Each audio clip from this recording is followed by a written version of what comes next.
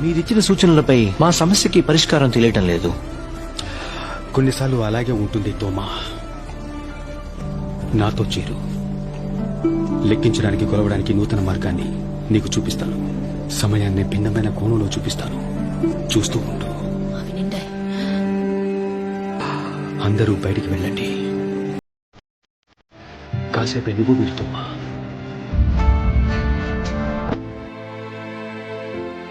మీరు ఒక్కసారి రాగిని కోసాక దాన్ని యథాస్థానానికి తేలేరు. దానితో ఏదో ఒకటి చేయడానికి అవకాశం ఉంటుంది.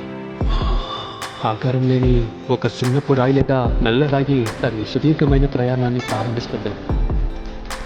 ఇంకెప్పుడు మునుపటిలా ఉండదు.